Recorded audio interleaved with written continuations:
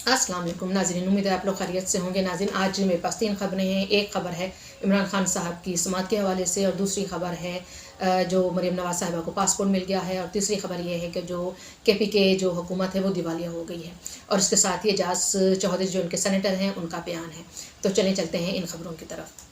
कल इमरान खान साहब का केस ख़त्म कर दिया गया तौहीन अदालत का, और हमने देखा कि किस तरह से इमरान खान साहब को इतनी छूट भी मिली गई, इतना उनको रिलैक्सेशन भी मिली, लेकिन उसके बावजूद उन्होंने गैर मशरूत तौर पे माफ़ी नहीं मांगी, और आखिरकार अदालत ही ने उनसे हाथ जोड़े और उनसे माफ़ी मांगी कि भाई तुमने तो माफ़ी मांगनी नहीं, हमें ही तुम माफ़ करो। तो नाज़रीन, हुआ क्या था, जैसे कि आप लोगों को पता ही है इसका पस मंज़र क्या था कि इन्होंने इमरान खान साहब ने अपनी एक जलसे में खड़े होकर तो जो जस्टिस ज़ेबा चौधरी हैं उनके बारे में गलत किस्म के रिमार्क्स दिए थे, और उसके बाद इन्होंने शोकाज़ अतर मिल्ला साहब की अदालत ने उनको शोकाज़ जारी किया था और उनको कहा था कि आके आप जवाब दें। और उनको जब उन्होंने जवाब दाखिल करवाया तो उनका जो जवाब से मुतमईन नहीं हुए, और उनको दोबारा मौका दिया गया कि आप 7 दिन के बाद दोबारा आप जवाब दाखिल करवाएं, और जो दोबारा भी जवाब दिया गया वो भी नाज़रीन कुछ ऐसा ही था कि उससे भी वो सेटिस्फाइड नहीं हो रहे थे। तो उसके बाद हम देखते हैं कि अचानक ही इमरान खान साहब एक यू टर्न मारते हैं और जस्टिस ज़ेबा चौधरी की अदालत में चले जाते हैं, और वहाँ पे वो मौजूद तो होते नहीं हैं, वहाँ पे वो मौजूद नहीं होती हैं, और जनाब इन्होंने खूब काला चश्मा लगा के काली वेस्ट कोट पहन के ये उनकी अदालत में जाते हैं और खाली कुर्सी से ये माफ़ी मांग कर आ जाते हैं। बस इनका इमरान खान साहब का बिना नाज़रीन स्टाइल निराला ही है। खाली कुर्सी से कभी ये ख़िताब करने लग जाते हैं, और खाली कुर्सियों से कभी ये माफ़ी मांगने लग जाते हैं, और कभी भरे मजमे में ये बढ़ के मार रहे होते हैं, ओए ज़ेबा चौधरी, ओए फ़लाँ, ओए इस्लामाबाद पुलिस, ओए IG। तो कभी तो ये इतनी बढ़ के मार रहे होते हैं मजमे में, और कभी जब खाली कुर्सियाँ होती हैं तो ये माफ़ी मांगना शुरू कर देते हैं। चलें, बहरहाल फिर इन्होंने अपनी तरफ से ये जिसे कहते हैं ना गोलियों के ऊपर से मट्टी झाड़ना, ये अपनी तरफ से मट्टी झाड़ के वो आ गए थे। अब वो वहाँ पे थी नहीं थी, उन्होंने माफ़ी एक्सेप्ट की नहीं की, इमरान खान साहब को इससे कोई सरोकार नहीं। इमरान खान साहब गए, उन्होंने अपनी तरफ से एक वो माफ़ी मांग कर तो वो आ गए। और उसके बाद फिर हमने देखा कि कल जब अदालत लगी तो उसमें तरमिल्ला साहब ने कहा कि हमने इनकी नेक नियति देखी। अब नेक नियति, मेरा ख्याल है जो नियतों का हाल है ना, ये जो दिलों का हाल होता है, ये अल्लाह से बेहतर कोई नहीं जानता, और अल्लाह ही को पता होता है कि हमारे दिल में इस वक्त क्या चल रहा है और हमारी नीयत कैसी है। तो बहरहाल तरमिल्ला साहब ने तो कह दिया कि वो उनकी नेक नियत से मुतमईन है। तो बात यहाँ पे ये आती है कि वो जो बेचारे तलाल चौधरी, जो दानियाल अज़ीज़, और वो जो निहाला हाशमी साहब हैं, जो जिन बेचारों ने गैर मशरूत तौर पे माफ़ी भी मांगी, और उसके बावजूद वो 5 साल के लिए नाअहल भी हो गए, और वो निहाला हाशमी बेचारों ने तो उस उम्र में 2 माह कैद भी काटी थी। तो उनका क्या कसूर था? हालांकि अतर मिल्ला साहब बार बार जब ये केस चल रहा था तो उस चीज़ का हवाला दे रहे थे कि हमारे सामने अभी वो 3 की भी प्रेसिडेंट हमारे सामने हैं कि जिन्होंने गैर मशरूत तौर पे माफ़ी मांगी थी, लेकिन उसके बावजूद भी उनको सज़ा दी गई थी। चलें, बहरहाल नाज़रीन, जब ये माफ़ी मांग के जब ये बाहर निकलते, माफ़ी क्या मांगनी, जब अदालत ने ही इनसे माफ़ी मांगी और इनका केस ख़त्म किया, बाहर आए तो साफ़ियों ने इनसे सवाल किया। तो इन्होंने कहा, एक दोस्त को उन्होंने सवाल जवाब देते हुए कहा कि हम असेंबली में वापस नहीं बैठेंगे, हम सियासी लोग हैं और सियासी लोग बात करते हैं, बंदूक नहीं उठाते, और मुजरिमों से हम बातचीत नहीं करेंगे। नाज़रीन, जब इन्होंने ये अल्फाज कहना मुजरिमों से हम बात नहीं करेंगे, तो मेरे जहन में आया, मुजरिम किसे कह रहे हैं ये? आया ये नवाज शरीफ को मुजरिम कह रहे हैं, जरदारी को मुजरिम कह रहे हैं, या ये उनको मुजरिम कह रहे हैं जिनको बारे में ये कहते हैं ना कि इन मुजरिमों को हमारे सर पे मुसल्लत किया गया और इनको NR2 दिया गया? आया ये उनको तो मुजरिम नहीं कह रहे?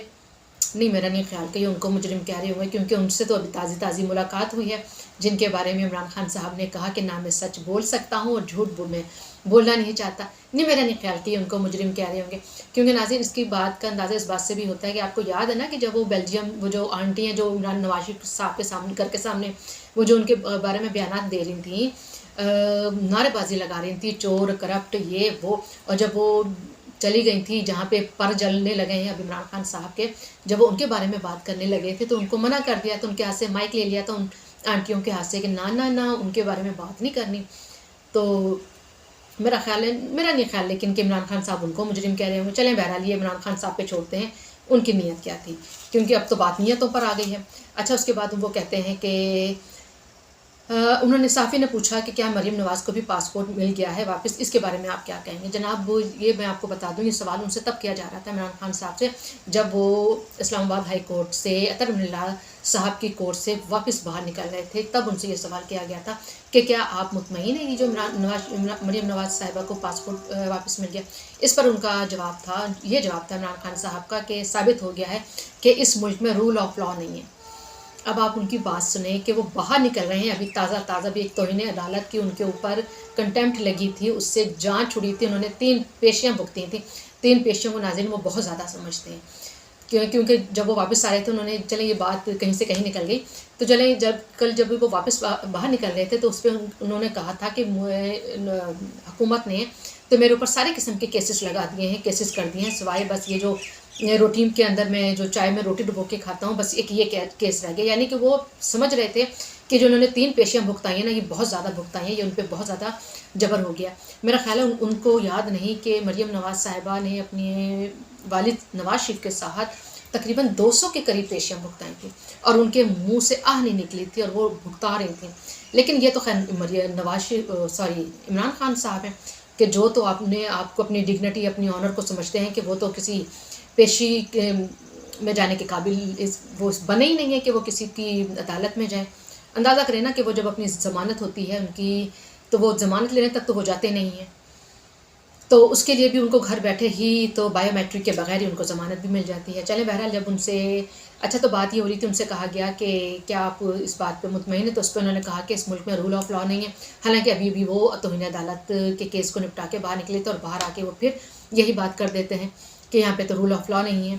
तो यानी कि अच्छा, उनको जब फ़ैसला मिला, जब उनके हक़ में फ़ैसला आया, जब तौहीन अदालत का फ़ैसला निपटा दिया गया, तहरीर साहब ने कहा कि वो मुतमईन है, तो ये बात जब हुई तो यहाँ पे रूल ऑफ लॉ है बकौल इमरान खान साहब के। और जब मरीम नवाज़ साहिबा को पासपोर्ट वापस मिल गया तो वहाँ पे रूल ऑफ लॉ नहीं है।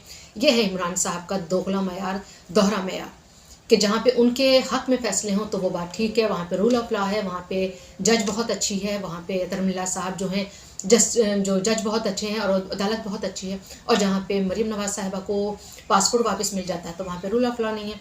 चले, बहरहाल नाज़रीन, ये इनकी ज़बान है, अब इनकी ज़बान तो कहीं पर भी चल सकती है, कैसे भी चल सकती है।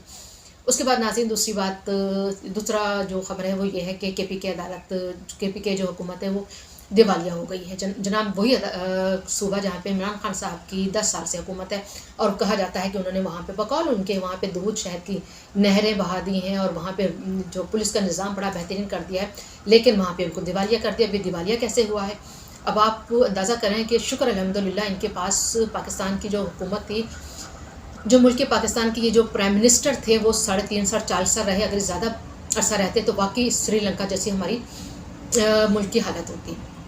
चलें, बहरहाल ये तो अच्छी खबर नहीं है बिल्कुल भी, ना ही इस पर खुश होना चाहिए कि वो दिवालिया हो गया, क्योंकि वहाँ पे बहुत से बेचारे गरीब लोग हैं, उनकी तनख्वाहें रुक गई हैं और बहुत से जो वर्कर थे, जो गवर्नमेंट एम्प्लॉय थे, उनको भी तनख्वाह नहीं मिली और वहाँ पे आटा ख़रीदने के लिए इनके पास पैसे नहीं। आप अंदाज़ा करें, यहाँ KPK हुकूमत का ये हाल है। तो नाज़रीन, जहाँ पे अली अमीन गंडापुर जैसे वहाँ पे वज़ीर होंगे, जहाँ पे तैमूर झगड़ा जैसे वज़ीर होंगे कि जो साजिशें करेंगे, IMF के कर्ज़ों में जो रोड़े अटकाएंगे, जो उनके डील को जो सबोताज करने की कोशिश करेंगे, और जहाँ पे इस किस्म के झगड़े वो तैमूर झगड़ा जैसे लोग होंगे, जहाँ पे अली अमीन गंडापुर जैसे लोग होंगे जिनके सामने एक प्रोफेसर बेचारे को माफ़ी मांगनी पड़ जाए, उसको ज़बरदस्ती उसको छुट्टी पे भेज दिया जाए, तो वहाँ पे उस सूबे का फिर क्या हाल होगा। चलें, बहरहाल ये भी एक बहुत बड़ा आईना है उनके कौमी यूथ के लिए भी कि वो देखें कि जहाँ पे इनकी हुकूमत है, 10 साल हुकूमत रही, वहाँ पे इनका क्या हाल हुआ है। और आखिरी खबर नाज़रीन ये है कि इनके जो PTI के सेनेटर हैं एजाज़ चौधरी, उन्होंने बयान दिया है कि अब हम बहुत ही जल्द जेल भरो तहरीक का आगाज़ कर देंगे और जहाँ जहाँ जेल होगी वहाँ वहाँ एहतजाज करेंगे। अभी देखें, इनकी ये बात अजीब सी लगती है। ये कहते हैं कि हम जेल भरो तहरीक का आगाज़ करेंगे और जहाँ जहाँ जेल होगी तो वहाँ वहाँ हम उनके एहतजाज करेंगे, या तो ये कहें कि हम जेल भरो तहरीक का आगाज़ ही नहीं करें, क्योंकि जब आप जेल भरो तहरीक का आगाज़ करें, जब आप जेल जाने से डरते नहीं हैं, तो फिर आप एहतजाज किस बात का करेंगे। जेल जाना तो मेरा ख्याल है एक सियासतदान का एक जेवर होता है, जिससे इनका जो प्राइम मिनिस्टर, जो इनका है लीडर है इमरान खान, जिनसे ये बहुत ज़्यादा डरते हैं। जो आपने देखा था ना पिछले दिनों, जब एक कॉल ही आ गई थी, राना सनाउल्लाह खान ने सिर्फ इनके साथ खेला था, कि सिर्फ इनको चेक किया था कि इनके अंदर कितना दमखम है। बस एक वारंट हल्का सा गिरफ्तारी का जारी कर दिया था और जनाब शोर मच गया था। मुराद, सईद, अली अमीन, गन्नापुर सारे के सारे खड़े हो गए थे इनको प्रोटेक्ट करने के लिए। तो क्या लीडर ऐसे होते हैं? और दूसरी तरफ आपके जो एजाज चौधरी हैं वो जनाब कह रहे हैं हम जेल भरो तहरीक, जेल भरो तहरीक करने के लिए एजाज चौधरी साहब को दमखम चाहिए होता है, कोई दिल गुर्दा चाहिए होता है। जेल भरें तहरीक ऐसे नहीं चल जाती जैसे कि आप सोचती हैं। तो व्लॉग के साथ अब मुझे इजाज़त दीजिए। अगर आपको मेरा ये व्लॉग पसंद आया हो तो इसको लाइक, सब्सक्राइब एंड शेयर ज़रूर कीजिएगा। अपना बहुत ख्याल रखिएगा। अल्लाह हाफ़िज़।